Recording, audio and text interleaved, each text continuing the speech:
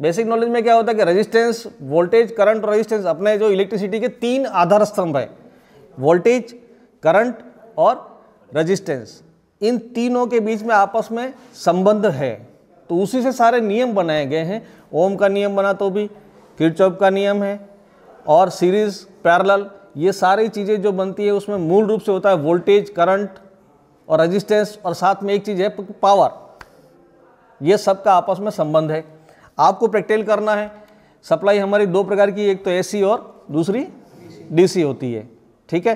तो basically DC पे भी प्रैक्टिकल आपको करना है और एसी पे भी करना है। डीसी पे क्या इफेक्ट आता है और एसी पे क्या इफेक्ट आता है, ये भी आपको देखना है। साथ में अगर आप डीसी पे जो एक्सपेरिमेंट करने जा रहे हैं, तो पहले वीडियो में आपको बताया था कि मीटर जो आपको लेने हैं वो सारे डीसी के मीटर लेने हैं, ठीक है। और रेंज आपको देखनी है, रेंज, जिस रेंज का आपको मीटर चाहिए वो रेंज आपको देखनी है। तो सबसे पहले तो ये देखें कि अपने पास में ये एक बैटरी है, ये 12 वोल्ट की बैटरी है, ठीक है। बैटरी की कैपेसिटी एम्पियर घंटे में होती है और बैटरी ये 12 वोल्ट है। तो इससे आप प्रैक्टिकल करने जा रहे हैं, तो इसकी जो AH है वो 24 AH है, शायद लगभग ये 24 AH या 36 AH की है। तो 36 एम्पियर 1 घंटे तक दे सकती है, ये इसकी कैपेसिटी है।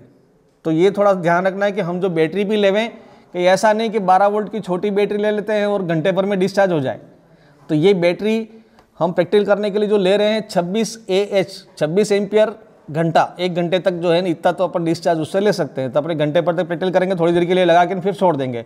तो बैटरी का स्पेसिफिकेशन मालूम पड़ गया। अब दूसरा, आप लोड ले रहे हैं, भार के लिए क्या है आपके पास में, लैंप है। कभी ये लैंप आपने देखे, क्योंकि आपको बैटरी पे जो एक्सपेरिमेंट कर रहे हैं तो ये इस तरह के लैंप आपको काम में लेने हैं, ऑटो वाले, और इसकी कैपेसिटी यहाँ पर लिखी रहती है। कभी आपने ध्यान से देखना है, इसको कैपेसिटी लिखी रहती है, कितने वाट है और कितने वोल्ट है। ये 12 वोल्ट का लैंप है और ये 100 वाट है, 130/100 वाट, ऐसा लिखा हुआ है इस पर, दिखाई देगा आपको, है ना, 130/100 वाट, 12 वोल्ट 130/100 वाट, मतलब 100 वाट का 130 भी है और 100 भी है। ये डबल इसलिए लिखा गया है कि इसमें एक जो फिलामेंट है, इसमें डबल फिलामेंट है। एक फिलामेंट तो 130 वाट निकालेगा, मतलब तेज रोशनी देगा, और दूसरा 100 वाट का है, मतलब वो कम रोशनी देगा। दोनों का कॉमन मिला करके एक टर्मिनल, इसके टर्मिनल में एक कॉमन कर दिया है। अगर आप ये दोनों पॉइंट काम में लेते हो तो 100 वाट बताएगा, और ये दोनों पॉइंट काम में लेते हो तो 130 वाट की कैपेसिटी हो जाएगी, मतलब तेज रोशनी देता है। तो ये जैसे अपनी गाड़ियों में जो लगता है डीपर वगैरह, तेज रोशनी और कम रोशनी वाला, तो इस तरह के लैंप हैं। अपने को इसका प्रैक्टिकल करना है। एक दूसरा जो हमारे पास में जो लैंप है, और इस पर भी जो लिखा हुआ है 100/90 वाट, दूसरा है 100/90 वाट का है, और ये 60/55 वाट का है। अलग अलग वाट के लैंप अपनों ने लिए हैं, ठीक है। तो अभी जैसे आपने थ्योरी पढ़ी होगी, तो थ्योरी पढ़ी है तो वाट बराबर क्या होता है, V/I, ठीक है। V/I बराबर वाट होता है।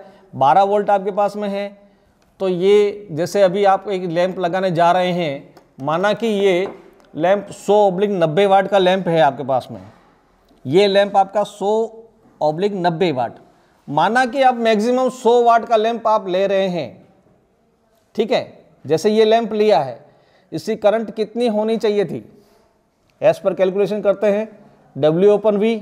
I बराबर क्या होता है, ये फार्मूला तो आपको थ्योरी में याद होगा। I बराबर होता है W/V, ठीक है।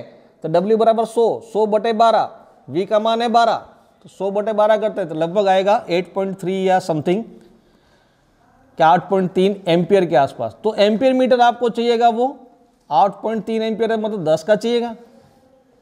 फिर आप अगर 5 एम्पियर का लेकर के काम करने जाएंगे तो मीटर जल जाएगा। तो हमारा जो काम है, प्रैक्टिकल शुरू करने से पहले आपको क्या देखना है, सबसे पहले क्या देखना है कि जो सामान हम काम में ले रहे हैं उसकी रेंज क्या होगी, एम्पियर मीटर, खास तौर से एम्पियर, क्योंकि जो सर्किट शॉर्ट सर्किट होते हैं, जलते हैं, तो किस कारण से होते हैं, जो आग लगती है, शॉर्ट सर्किट होने का कारण क्या है कि उसकी क्षमता से अधिक भार पड़ जाए तो आग लगती है, क्षमता से अधिक भार पड़ने पर आग लगती है। तो आपको कैपेसिटी ध्यान में रखनी है। अब इस लैंप को लगाने के लिए एम्पियर मीटर हमको चाहिए, तो 10 एम्पियर तो चाहिए। अगर हम 2 लैंप लगा देंगे तो 20 एम्पियर का एम्पियर मीटर चाहिए। तो हमेशा ये आपको ध्यान रखना है, जो भी प्रैक्टिकल करें, अब अपन करते हैं इससे अपन क्या क्या प्रैक्टिकल करेंगे। पहले तो ये मीटर का मालूम पड़ गया। इस लैंप को लगाने के लिए आपको एम्पियर मीटर अगर लगाना है तो 10 एम्पियर रेंज का ही चाहिए, इससे कम का नहीं चलेगा, क्योंकि 12 वोल्ट पूरी सप्लाई जिसको देंगे तो ये करंट कितनी लेगा, ये करंट बाय कैलकुलेशन 8.3 के लमसम लेगा। फिर आप मीटर लगा के आपको चेक भी करना है, ठीक है।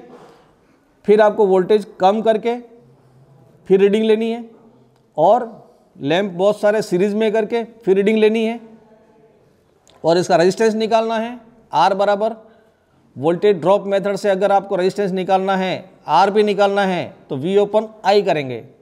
वोल्टेज और करंट दोनों आप नाप लेना और वी बटा आई करेंगे तो रेजिस्टेंस निकल जाएगा, ठीक है। अभी इसके ऊपर रेजिस्टेंस नहीं है, आपको निकालना है, तो भी आप ये कर सकते हैं। अब जैसे अपन ये इस सामग्री से आप कितने प्रैक्टिकल कर सकते हैं। हमारे पास में लैंप हैं, ये लैंप अलग अलग रेंज के हैं, वो इसलिए लिए हैं कि हमें इसका अलग अलग प्रतिरोध का मान निकालना है, ठीक है। और सबको सीरीज में करके देखना भी है, और सीरीज के नियम का सत्यापन भी करना है, किरचॉफ के नियम का भी सत्यापन करना है। ये सारे प्रयोग करने हैं इस पे। तो कैसे करते हैं देखिए, थोड़ा पहले एक बार थ्योरी बोर्ड पे भी देख लें, फिर नियम का सत्यापन करना। जैसे एक तो एसी पे कर लिया था, अभी आपको डीसी पे करना है। दूसरा किरचॉफ का नियम, पहले तो किरचॉफ का नियम आपको पता होना चाहिए। किरचॉफ का नियम क्या है, जंक्शन बिंदु पर आने वाली करंट जाने वाली करंट के योग के बराबर होता है, तो ये बीजगणित योग शून्य होता है। ये जनरली जो छोटा मोटा तो आपको पता होना चाहिए। इसके लिए आपको 2 या 3 लैंप चाहिए, इसके लिए मैंने ये 3-4 लैंप लिए हैं, वो किरचॉफ लॉ के लिए हो गया। किरचॉफ लॉ आपको करना है तो किसी जंक्शन बिंदु पर करंट आने वाली और जाने वाली करंट बराबर होती है, ये सिद्ध करना है। और इसके बाद फिर एक और रेजिस्टेंस सीरीज और पैरेलल, रेजिस्टेंसों को सीरीज में करना और फिर पैरेलल में करना। रेजिस्टेंस की जगह अपनों ने लैंप ले लिए, अलग अलग वाट के लैंप ले लिए, उन सबको सीरीज में करना है। तो सीरीज का नियम क्या है, पैरेलल का नियम क्या है, ये तो आपको पता होना चाहिए कि हमें क्या सिद्ध करना है, हम क्या करने जा रहे हैं, ये भी तो पता होना चाहिए। अब जैसे सबका मैं अलग अलग सर्किट डायग्राम बना रहा हूँ, पहले तो एक बार ये देख लें कि सर्किट डायग्राम सबका अलग अलग बना रहा हूँ मैं। सामान हमारे पास में यही मटेरियल है, इससे अपने को ये एक्सपेरिमेंट बहुत सारे करने हैं। तो ओम के नियम का सत्यापन करना है, तो सिंपल एक लैंप है, ठीक है। लैंप एक तरह से ये प्रतिरोध हो गया, एक एम्पियर मीटर यहाँ जोड़ना है, और वोल्टमीटर इसके पैरेलल में एक वोल्टमीटर जोड़ना है, जो आप पहले कर चुके हैं। लैंप के पैरेलल में वोल्टमीटर जोड़ना है, एम्पियर मीटर जोड़ना है, और इसको वोल्टेज कम ज़्यादा करना है। तो इसके लिए क्या बनाएंगे, यहाँ बीच में एक वेरिएबल रेजिस्टेंस है। अगर ये वेरिएबल रेजिस्टेंस अपने पास में नहीं है तो अपन अलग अलग वाट के लैंप, एक बार में ये 60 का सीरीज में जोड़ दिया, एक बार में ये बल्ब निकाल करके ना फिर 90 का लगा के दे दिया, फिर देखते हैं तो वोल्टेज कम ज़्यादा यहाँ हो जाएंगे ना। आपको जो सामान है उससे अगर काम चलाना है, वेरिएबल रेजिस्टेंस अपने पास में नहीं है, हमारे पास में लैंप है बहुत सारे, हम एक लैंप यहाँ लगा देते हैं। ये 90-100 वाट का एक लैंप ले लिया, ये हमने फिक्स रख दिया। यहाँ पर अपन 60 का है वो सीरीज में जोड़ दिया, तो यहाँ पर वोल्टेज कम हो जाएंगे, ठीक है। और ये हटा करके ना यहाँ पर 50 का जो भी मिला वो अपन कम करते जाएंगे, तो ये वेरी होता जाएगा। तो वोल्टेज कम करने से करंट कम होती है, वोल्टेज बढ़ाने पर करंट बढ़ जाती है। ये फिर वोल्टेज और करंट के बीच में एक ग्राफ खींचेंगे, ये सीधी लाइन आ जाएगी, तो ये ओम के नियम का सत्यापन हो जाएगा, ठीक है। करके देख लेना है। किरचॉफ का नियम, बहुत सारे लैंप लेने हैं, तो ये एक लैंप ले लिया, ये दूसरा लैंप ले लिया, तीसरा लैंप ले लिया, और चौथा लैंप ले लिया आपने। 4 लैंप अपने ले लिए, ठीक है। 4 अपने पास में है, 4 लैंप ले लिए, 4 रेजिस्टेंस हो गए एक तरह से। इन सब को एक साथ जोड़ दिया और एक सप्लाई दे दी हमने प्लस की, और माइनस का था वो यहाँ से ले करके ये माइनस दे दिया, ठीक है ना। अब अपन क्या करते हैं, यहाँ पर एक एम्पियर मीटर जोड़ दिया, ठीक है। अब एक एम्पियर मीटर ये यहाँ जोड़ रखा है, इसके बाद हर एक का एम्पियर, इसकी करंट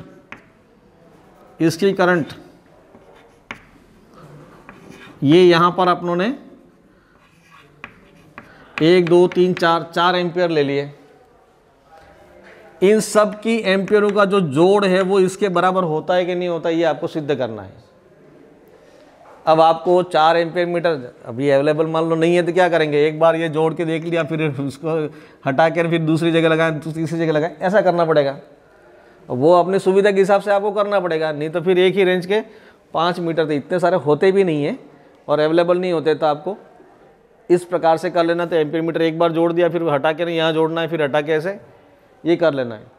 सिद्ध क्या करना है, टोटल करंट, ये आई टोटल है ना, टोटल करंट, ये फर्स्ट इसका I1, इसका I2, I3, I4, तो ये सिद्ध करना है कि I टोटल बराबर I1 plus I2 plus I3 plus I4, मतलब सभी की जो करंट है ये आपको सिद्ध करना है प्रैक्टिकल करके। समझ गए, ये काम आपको करना है यहाँ।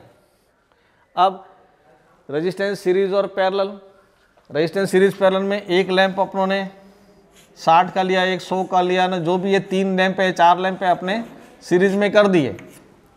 सीरीज का नियम थ्योरी में पढ़ा है, वोल्टेज टोटल, यहाँ पर वोल्टेज होगा टोटल वोल्टेज, ये मान लो कि ये टोटल वोल्टेज तो 12 वोल्ट दिखाएगा क्योंकि बैटरी है, टोटल वोल्टेज तो 12, बैटरी पे काम कर रहे हैं, 12 वोल्ट है। ये फर्स्ट वाले लैंप में ये सप्लाई जाएगी, ये V1, ऐसे ही V2, V3 और V4। तो अब आपको जो है ना ये V टोटल बराबर V1 plus V2 plus V3 plus V4 करने पर ये आता है या नहीं आता है ये देखना है। 12 जोड़ बराबर आ रही है कि नहीं आ रही है, एक लैंप में 2 4 6 8 जो भी आ रहा होगा सबकी जोड़ बराबर हो रही है कि नहीं हो रही, ये आपको देखना है। हो जाएगा ये भी। अब इसके साथ साथ कुछ और चीज़ें भी हैं, सीरीज में 2-3 नियम और हैं। अब थोड़ा सा एक बार थ्योरी देख लें। सीरीज का नियम क्या था, वोल्टेज सब में बट जाते हैं अलग अलग, करंट का मान समान जाता है। अगर करंट यहाँ पर देखें, एक एम्पियर मीटर लगा के देखते हैं तो ये एम्पियर आई टोटल बराबर, इसमें भी अगर एक एम्पियर मीटर लगा दे तो वही रीडिंग देगा, इसमें अगर एम्पियर मीटर लगा देते हैं तो भी वही रीडिंग देगा। यहाँ तो करंट का मान समान जाता है, ये भी आपको चेक करना है। वोल्टेज तो अलग अलग नाप के जोड़ कर लेनी है, करंट सबके समान जाती है, ये भी आपको सिद्ध करना है।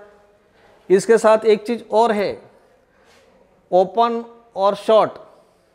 अगर मान लो इसमें से एक रेजिस्टेंस टूट गया, यहां पर ये ब्रेक पड़ गया, तो क्या होगा ये देखना है आपको।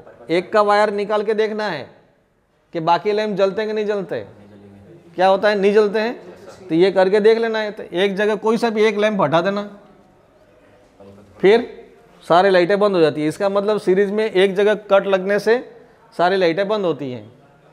ये हो गया, ये आपको सिद्ध करना है। पैरेलल में ऐसे ही चीज़ें पैरेलल में करनी है। पैरेलल में ऐसे ही सभी लैंपों को पैरेलल में जोड़ना है और यहाँ पर वोल्टेज दिए तो ये चेक करना है कि वोल्टेज सबके वोल्टेज समान जाते हैं। और एम्पियर, एक एम्पियर मीटर यहाँ लगा दिया, ये एम्पियर अलग है, जैसा किरचॉफ लॉ में किया है वैसे ही पैरेलल का जो है किरचॉफ लॉ में जैसे कर रखा है, एक तरह से पैरेलल ही है ये। तो ऐसे ये सिद्ध करना है, ठीक है। इसके बाद फिर ये तो हो गया बैटरी पे। इसके बाद फिर अगर मान लो उसको एसी सप्लाई देवें, प्रत्यावर्ती धारा, तब क्या होगा ये भी आपको प्रूव करना है। प्रत्यावर्ती धारा देने पर क्या होगा, क्या होता है, थोड़ा बहुत थ्योरी पढ़े होंगे। प्रत्यावर्ती धारा में रेजिस्टेंस, इंडक्टेंस और कैपेसिटेंस, इसमें 3 प्रकार के भार हो गए। प्रत्यावर्ती धारा की बात करें अपन, एसी के अंदर एक तो रेजिस्टेंस, तो इसका संकेत ये है, रेजिस्टेंस मतलब अभी आपका लैंप है, वो एक तरह के ये लैंप का भार हो गया। दूसरा एक भार बदल देते हैं अपन, एक कॉइल वाला, इस भार को कहते हैं इंडक्टेंस, है ना। चुंबकीय फ्लक्स बनाने का काम करता है, इसलिए ये इंडक्टिव भार हो गया। एक होता है कैपेसिटर जिसका सिंबल ये है, इसको बोलते हैं आर, इसका नाम है एल और इसका सी। तो आर एल सी ये एसी पे प्रैक्टिकल करेंगे तो अलग अलग भार लेके रेजिस्टेंस, इंडक्टेंस और कैपेसिटेंस, इस पे आपको अध्ययन करना है। ये सारी चीज़ें जो हैं ये बेसिक इलेक्ट्रिसिटी में आती हैं, ठीक है, ये सारी बेसिक इलेक्ट्रिसिटी में आती हैं। आपको बेसिक का पूरा अध्ययन करना है। पहले तो ये डीसी पे सारे अध्ययन कर लो, जब यहाँ आओ तब सारा एसी पे अध्ययन करना है और तुलना करनी है डीसी से। तुलना करोगे आप डीसी से। अभी जैसे मान लो कि यहाँ पर ये आपका रेजिस्टेंस था ना, ये तीनों रेजिस्टेंस की जोड़, ये सारे वोल्टेज की जोड़ इसके बराबर होती है। ऐसे न ऐसे अगर आप रेजिस्टेंस, इंडक्टेंस और कैपेसिटेंस तीन अलग अलग लेके सीरीज में जोड़ो तो वोल्टेज तो अलग अलग होंगे, लेकिन इनकी जोड़ है वो सीधी जोड़ ना होकर के वेक्टर जोड़ होती है।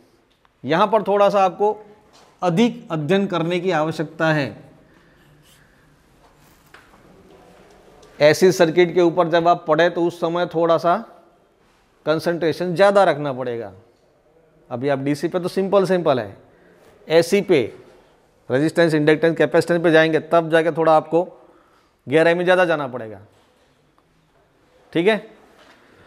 अभी तो एक बार इतना कर लेते हैं, फिर एसी पे जाएंगे, उस समय इन चीज़ों को वापस दोहराते हुए आपको आगे बढ़ना है। अभी जैसे अपने पास में ये बैटरी 12 वोल्ट की थी, एम्पियर मीटर हमने ले लिया, वोल्ट मीटर हमारे पास में जैसे ये 0 से 15 वोल्ट, 15 लिखा हुआ है तो सेंटर में 0 है, इधर 15 इधर 15। ये इसलिए है कि कभी पोलरिटी चेंज हो जाए, ये प्लस माइनस, ये वाला प्लस है कि ये माइनस है, ये अपने को पता नहीं है, तो या तो इधर आएगा या इधर आएगा, वोल्टेज तो दिखाई देगा, ठीक है। तो 15 वोल्ट का ये वोल्ट मीटर ले लिया। अब वोल्ट मीटर हमने ये पैरेलल लगा दिया, ठीक है ना, लैंप के पैरेलल में ये वोल्ट मीटर लगा दिया है ना। तो अब जैसे ये पैरेलल में वोल्ट मीटर है और बैटरी का तार एम्पियर मीटर से होता हुआ सप्लाई में जा रहा है। अब ये हमने सीधा नहीं जोड़ा है, सीधा नहीं जोड़ा है वो इसलिए कि हमें इसके वोल्टेज कम करने हैं। एक बार कम वोल्टेज दो, एक बार थोड़े ज़्यादा करो, उसके बाद फिर डायरेक्ट दे दो। 3-4 रीडिंगें चाहिए ना आपको, अपने को तो वो वेरिएबल रेजिस्टेंस इन दोनों के बीच में थोड़ा वेरिएबल करना है। वेरिएबल करना है तो एक बार जैसे ये सीरीज में ये लैंप ले लिया, इसके बाद जैसे ये जोड़ दिया, फिर देखते हैं क्या रीडिंग आई, रीडिंग पढ़ लो। फिर दूसरा लैंप लेके जोड़ते हैं, यही जो कैपेसिटी इसकी और ज़्यादा करनी हो तो हम ये वेरिएबल कर रहे हैं, इसको थोड़ा और ज़्यादा कर दिया, ठीक है। ये और ज़्यादा कर देंगे तो क्या स्थिति बनती है ये देखना है। एक बार में फिर डायरेक्ट करके भी देख लेना है। तो ये कम ज़्यादा करने के लिए अपन ये चीज़ें काम में ले रहे हैं। ये एक तरह से वेरिएबल रेजिस्टेंस के लिए अपने पास में जो साधन है उससे काम में लिया गया। आपको तो रीडिंगें लेनी है अलग अलग, ठीक है। एक बार चाहे तो अपन डायरेक्ट रीडिंग ले लें, एक वायर का टुकड़ा ला के इसको सीधा जोड़ के देख लेते हैं। और ये सीरीज़ में भी देख लेते हैं कि ये सीरीज़ में, जैसे ये सीरीज़ में अभी कम बता रहा है, ये इसका रेजिस्टेंस बहुत ज़्यादा है, ठीक है। इसका रेजिस्टेंस कितना रेजिस्टेंस है इसका, अभी ये जो आपने बल्ब लिया है ये लैंप कितने का है, 190 का है, ठीक है। 100 वाट और 90 वाट का है। ये दो लैंप सीरीज में हो गए, तो अभी ये टोटल जो सर्किट है वो 50 वाट का हो गया, एक तरह से 50 वाट का हो गया। 12 वोल्ट 50 वाट, मतलब ये एम्पियर बहुत ज़्यादा कम हो जाएंगे इसके। 12 वोल्ट भी ये वोल्ट भी कम कर दिया इसने, वोल्टेज ड्रॉपेज कर दिए। तभी जैसे आप रीडिंग लिखने के हिसाब से, तो एक वेरिएबल रेजिस्टेंस भी था, एक धारा नियंत्रक कहीं पैनल पे लगा है कि वो देखना पड़ेगा। एक तार का टुकड़ा लेके अगर आप इसका सीधा शॉर्ट भी कर सकते हो तो पूरे वोल्टेज चले जाएंगे इसके, ठीक है। अभी एम्पियर मीटर ये बहुत ही कम बता रहा है। मीटर जो आपने लिया है वो डीसी का मीटर लेना है। ये देख लेना डीसी का मीटर, इसमें लिखा है मूविंग कॉइल, ऐसे ये सिंबल देख लेना, इधर ये सिंबल देख लेना है ऐसे। और फिर अगर मान लो ये लैंप नहीं लेना है और हम इसको शॉर्ट कर देते हैं, ये है ना, ये सीधा शॉर्ट कर दिया, तो उधर वोल्टेज ज़्यादा चले गए, वोल्टेज ज़्यादा हुए कि नहीं हुए, वोल्टेज ज़्यादा हो गए और करंट भी बढ़ गई, वोल्टेज कम हुए करंट भी कम हो जाएगी। ये तो ठीक है, लैम्प तो लगा दिया है। अब लैम्प को सप्लाई देनी थी, एक तो तार सीधा दे दिया जो सर्किट डायग्राम था ही, दूसरा तार रियोस्टेट के होता हुआ एम्पीयर मीटर में से हो करके फिर इधर दिया है, ठीक है ना। तो रियोस्टेट के थ्रू होते हुए एम्पीयर मीटर के थ्रू दिया है। अब अपने को ये चेक करना है। अब चेक करने के लिए मीटर तो हमने सारे लगा दिए, मीटर का 0 सेट करना था, हालांकि ये सेंटर 0 0 पे है, ये भी 0 पे है। अब चूंकि प्रैक्टिकल अपन करेंगे डीसी पे, तो हमेशा डीसी पे ये ध्यान रखना है कि इसमें जो टर्मिनल इस पर प्लस और माइनस लिखा रहता है, प्लस और माइनस। अगर गलती से ये वाला तार इधर लग गया ना, ये वाला तार इधर लग गया, तो आपकी रीडिंग है वो नेगेटिव में जाएगी, तो 0 ही आएगा, बोलोगे कि मीटर खराब है। जबकि ये नहीं कि भी तार चेंज हो गए होंगे। अब यहाँ बैटरी का तार देखो, प्लस कौन सा माइनस कौन सा, पॉजिटिव नेगेटिव, ये पॉजिटिव है ये नेगेटिव है ना। ये पॉजिटिव यहाँ से आ रहा है, तो फिर ये जो तार है ये पॉजिटिव में लगना चाहिए, फिर नेगेटिव में लगना चाहिए। अब आपको ये प्रैक्टिकल करके भी दिखा देते हैं कि ये रीडिंग उल्टी जा रही है कि सीधी जा रही है। तो आपकी पोलैरिटी हो सकता है यहाँ पर प्लस माइनस मिट जाए, या कहीं आपको ध्यान नहीं रहे तो आप थोड़ा सा लगा के देख लेना कि रीडिंग उल्टी जा रही है कि सीधी जा रही है। पॉइंटर हमारा उल्टा जा रहा है कि सीधा जा रहा है, ये रीडिंग ही नहीं आ रही। उल्टा जा रहा है।